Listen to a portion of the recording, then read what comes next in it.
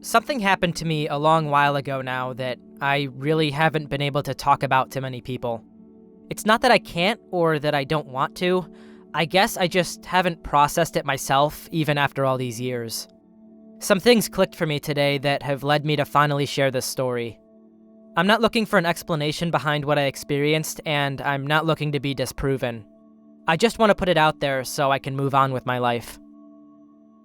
The summer after graduating from high school, I, a 47-year-old female, decided to take a gap year to figure myself out and save up a bit of money. I was 19 years old at the time, so this was some time ago. I ended up getting a part-time job at my old elementary school in Brooklyn. We had this after-school program in the cafeteria, which was basically just daycare until the parents could get out of work and come pick them up.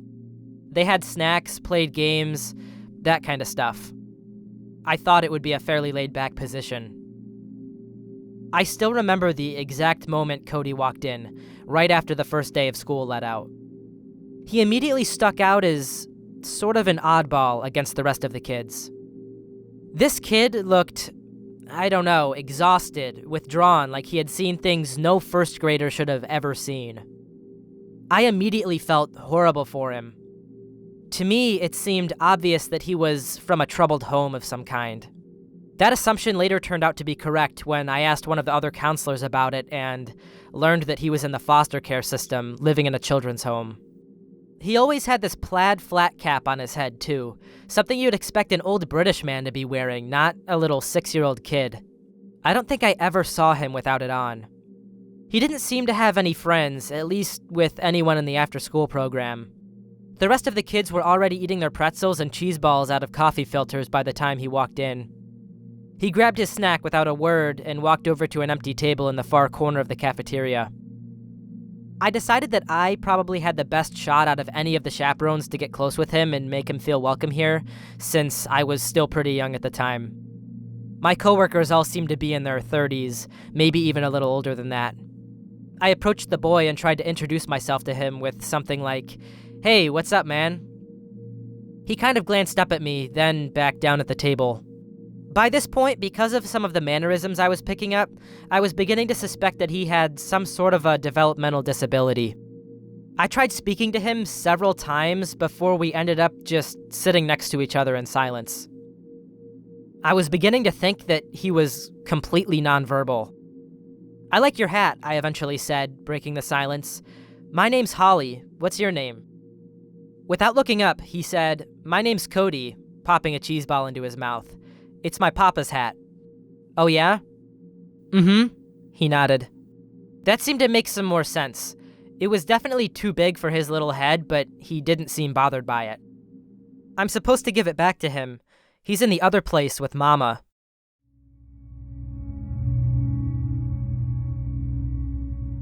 He said that with such nonchalance, like those words held no weight to them at all. I couldn't imagine losing both of my parents at such a young age. I had no idea what to follow that up with, so now I was the quiet one. "Oh, I'm sorry to hear that." He licked the cheese off his fingers. "It's okay." I decided to stick with Cody. He seemed to be in a whole other world than the other kids his age, and I figured he could use the company.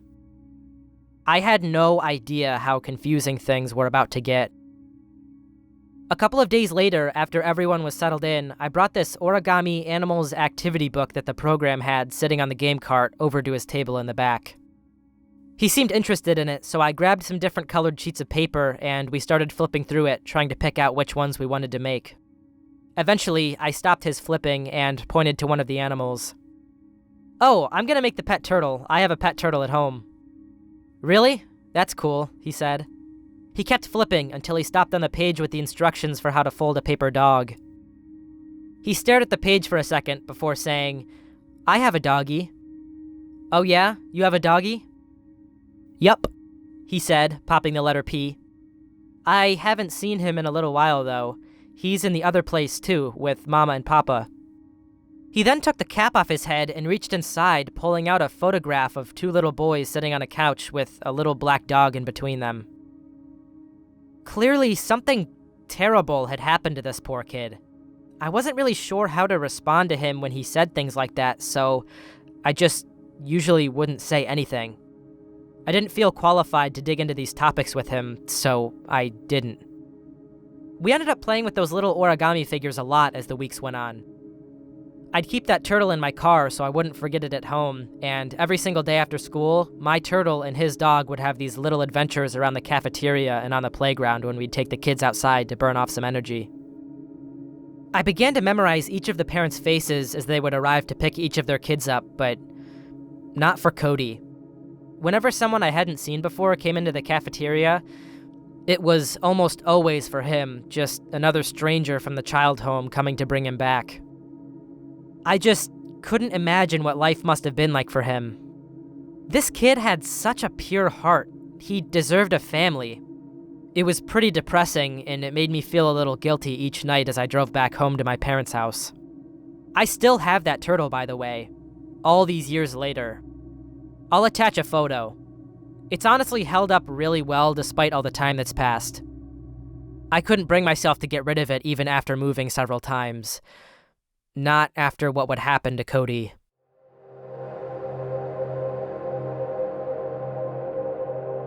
Things pretty much continued like that for a few weeks before I realized that even though it might be a bit uncomfortable for Cody at first, he really should be socializing with the other kids, and I figured I should be pushing him to make some friends there. One crisp Friday fall afternoon, probably early October by this point, we had just taken the kids out to the playground. All the other kids ran out the door and across the blacktop, but I waited next to Cody while he struggled to tie his shoes. "Hey, do you remember the witch's hat?" he asked. "The witch's hat?" "Yeah," he said, tying the knot tightly and standing back up. He pointed to a rusty pole that stood a few feet from where we were standing. "It used to be right there. It looked like a big, pointy hat, and everyone would sit on it and spin in circles." You must be thinking of another playground, kiddo. I played on this playground before you were even born. That's always just been a big rusty pole." I don't know. I remember it. I think it's still there in the other place," he said, walking ahead of me. It took me a second to process what he had just said. What? He either didn't hear me or didn't care to respond. Cody brought his origami dog outside so we could play by the blue picnic tables like we usually did. I followed behind him reluctantly, feeling like I was both neglecting the other kids and doing him a disservice by pulling him away from the others his age. On our way to the tables, I noticed some of the other kids huddled together, getting ready to start a game of hide-and-seek. I figured this would be a good time to give him a nudge. "Hey, Cody, do you like to play hide-and-seek?" Still walking towards the tables and looking down at the ground, he said, "Yeah, that sounds like fun. I'll hide." He almost took off before I grabbed his shoulder. "I think those kids over there are setting up a big game. You should join in. Doesn't that sound like fun?" He glanced over at them with a spaced-out look before chewing on the cuff of his jacket. "Come on, let's go. It'll be fun, I promise." I started towards the group, with Cody following behind. They were all laughing and trying to pick someone to be the seeker. This one kid was being a snothead, whining on the verge of tears about losing to Nosegos. "Hey guys, can Cody join in on your game?" Nobody really seemed to want him to play, but nobody objected either. I gave him a little pat on the back. "You have fun, all right? I've got to talk with the other counselors for a bit, but we'll meet back up later, okay?" He nodded his head, and I left them to it. I felt kind of bad for walking away, but I knew that being a social crutch wasn't doing him any good either. I went back to the table by the blacktop where all the other counselors sat while the kids played. I must have been over there talking with the others for a good while, maybe around 15 or 20 minutes. Eventually, right before we were about to blow the whistle to call everyone back inside, a little blonde girl came running from the playground, pigtails bouncing, over to our table. "Can you help us find Cody?" she said, trying to catch her breath. "You all couldn't find him?" I asked. "No, we're still in the same round from earlier when he came over. It's like he ran away or something." We all kind of looked at each other in confusion and immediately started searching around to try and find Cody. The only problem with this was the fact that, well, there really wasn't anywhere for him to have run off to. The playground was fenced in, and the only two exits were from a gate that was always kept locked and from the school doors. After some time searching, it quickly became evident that Cody wasn't out there. We started calling his name, and one of the counselors even unlocked the gate and started looking around outside the fence in case he somehow managed to climb over. We knew he didn't go back into the school because the table we sat at was literally right next to the doors. There's no chance he would have snuck past us. I really didn't know what to do. We had already tried calling for him and everything, but there was no sign of him. It was literally like he just vanished into thin air. Just before we were all about to start going into a collective panic, we heard crying coming from the row of trees by the fence. And there he was.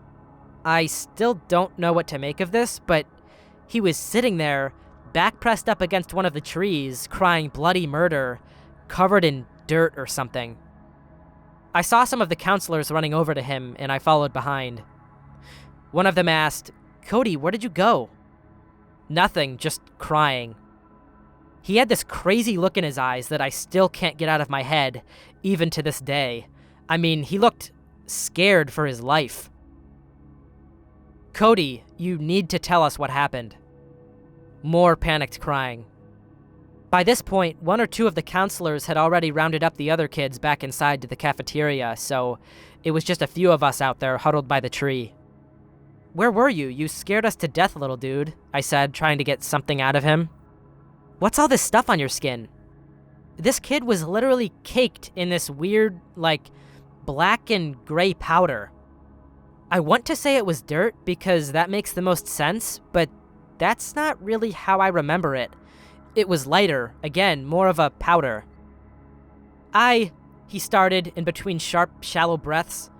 "I went back to the other place."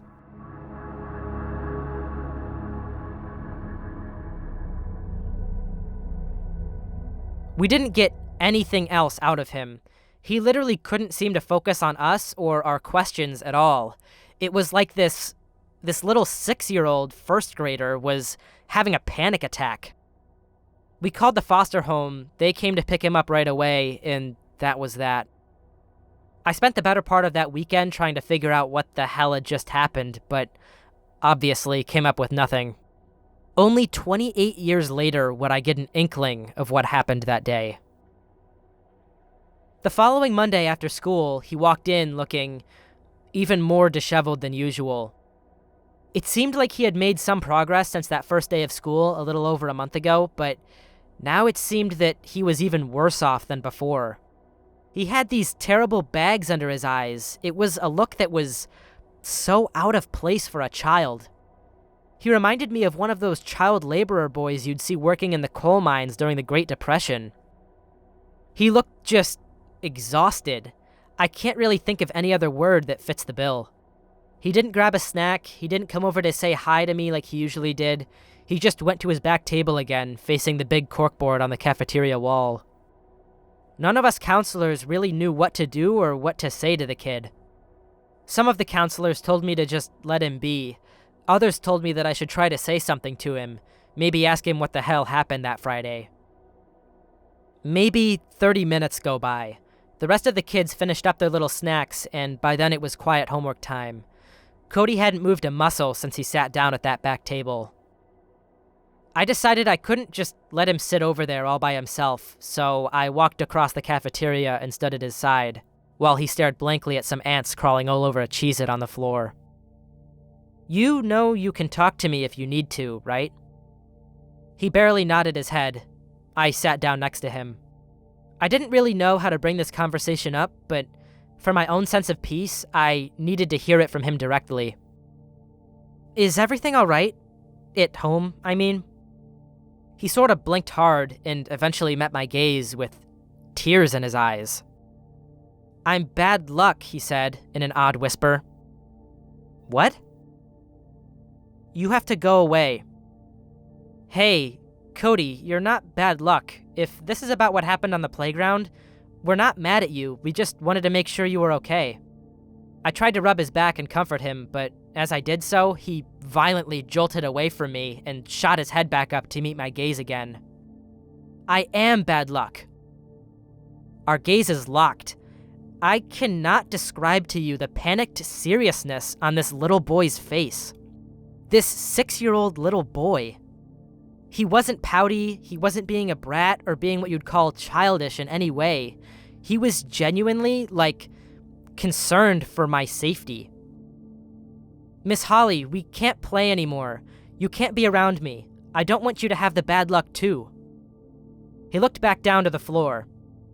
"I almost got picked up one time, from the home. I almost had a new mama and a new papa. But then, the bad luck happened. I went to the other place, and they came with me." We just sat there for a moment. I had no idea what he was trying to tell me. "And when we came back, they told me that they were taking me back to the home. They said I was bad luck." I was more confused now by Cody than I ever had been before. Something told me he wasn't talking about something from his imagination. He was describing something that really happened, but I couldn't quite pick apart what it was. "Cody, you keep talking about this other place," I began. "What do you mean? Where is this place?" He seemed to chew on this question for a few moments before eventually saying, "It's still right here, but I don't know, everything's just a little bit different. I used to be there most of the time, but a little while ago, I started being here most of the time." I had absolutely no clue what he was talking about. He didn't really respond to any of my other questions, and it became clear that he didn't want to talk anymore, so I just left him alone at the table. It had become apparent to me that something was definitely strange about Cody. Something I couldn't quite put my finger on. This other place he kept referring to, apparently he had been there before and still goes there sometimes, and yet there is still right here. When we first met, I had assumed that his parents and his dog had died because he said they were in this other place, but now I didn't know what to think. It seemed the more I learned about Cody, the less I knew for sure. Before I knew it, it was already mid-December. All the other kids had grown closer and had their own little friend groups they'd look for when they'd walk into the cafeteria after school. All except for Cody, who somehow seemed even more distant and uneasy than he had when he first started coming in. He wouldn't even talk to me anymore. One time I brought over my paper turtle to see if he wanted to play our little game again, but he told me he left his dog at home without another word. One day, around that time of year, when the other kids were running around on the snow-covered playground building snowmen and having snowball fights, I just couldn't take it anymore. I couldn't keep watching this poor kid sit alone. I felt like I had to do something. I was gonna talk to him, and we were gonna figure this out, whether he liked it or not. I walked over to the swing set where he sat dangling his feet, watching the others on the playground. "Hey, Cody," I said, trudging through the snow towards him. He looked over at me, still with those perpetually distant eyes. "Let's go for a walk, you and me." I decided to take him away from the school. I figured we'd make our way to Prospect Park. Maybe the change of pace would help open him up. I still couldn't decipher what he had been trying to tell me that one day in the cafeteria, but it sounded like he had been through some kind of verbal abuse in the foster system. Someone told him he was bad luck, and clearly they had convinced him of it too. First, though, I needed to get him talking about anything. "Do you like to play video games, Cody?" "Yeah." "Really? What kind of games do you play?" "Super Mario," he said, dragging a stick through the snow along the sidewalk. "We have a Nintendo where I live. The other kids play it too, so I have to wait my turn." "Oh, yeah, I know what that's like. Me and my brother used to play on our Nintendo too when we were younger, but our second controller broke, so we'd pull each other's hair out trying to grab it from one another." He laughed at that, now bouncing the stick ahead of us like he was blind or something. It was right around then that we entered the intersection of 7th Avenue and Sterling Place. I'll never forget what would happen next. Not until the day I die.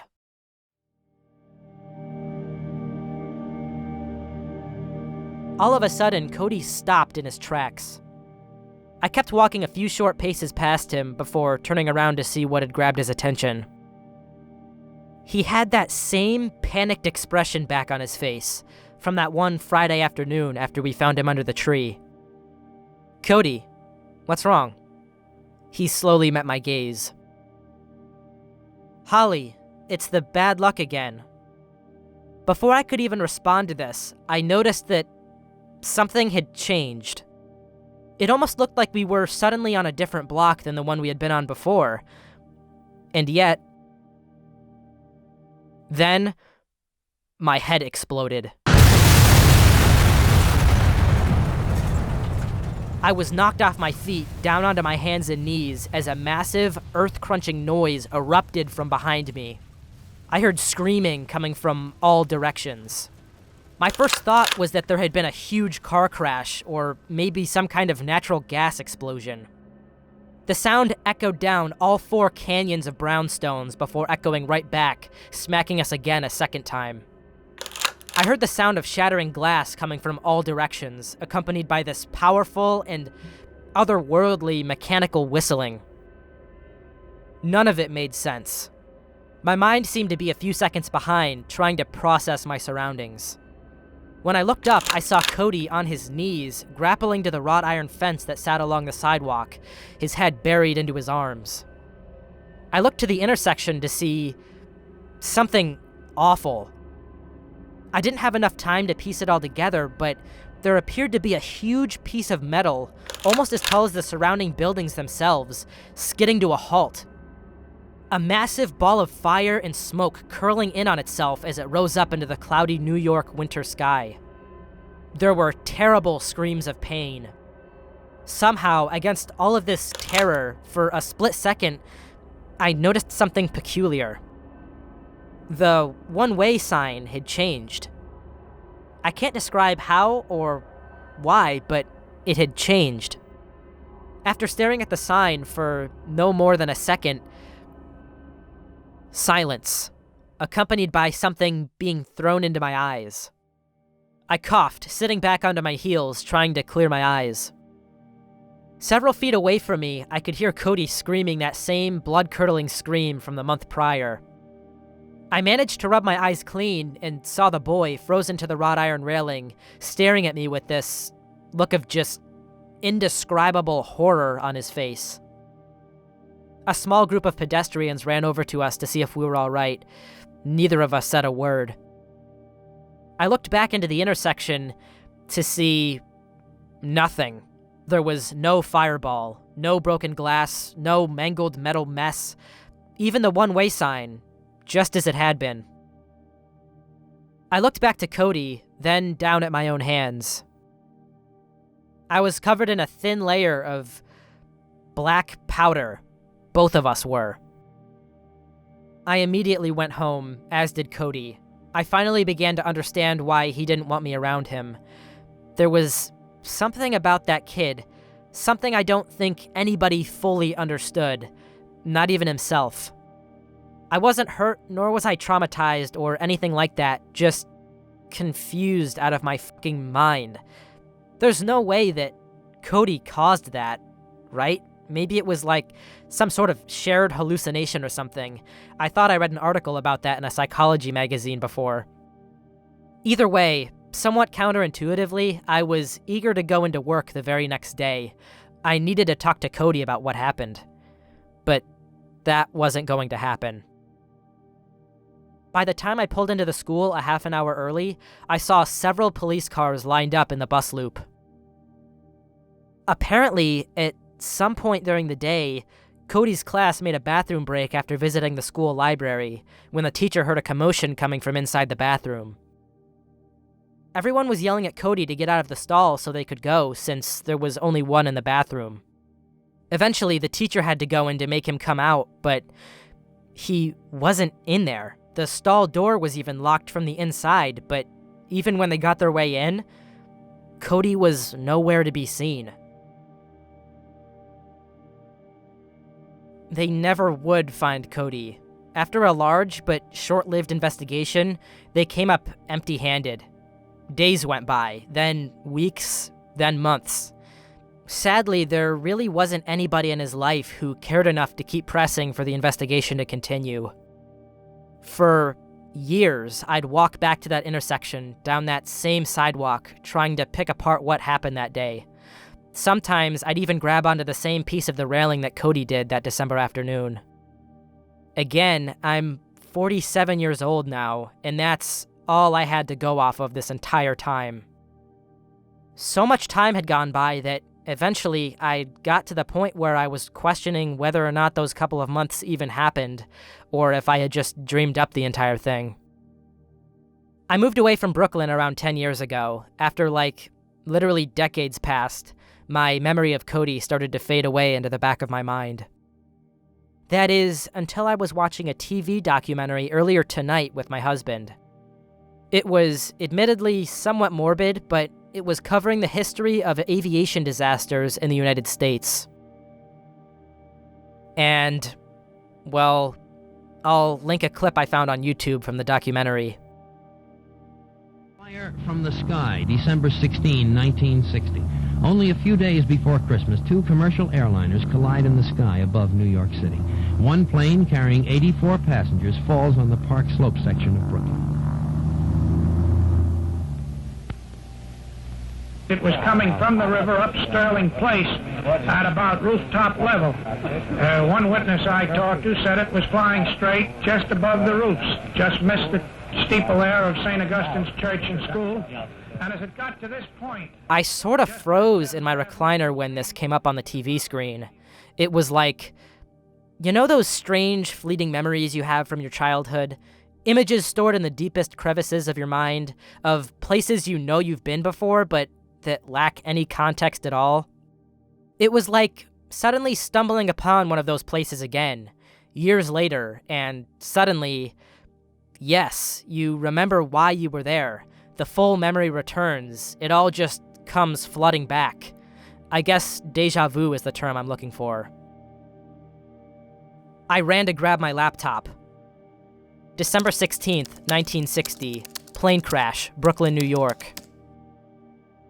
It all began to make sense. Answers to questions that had almost escaped me.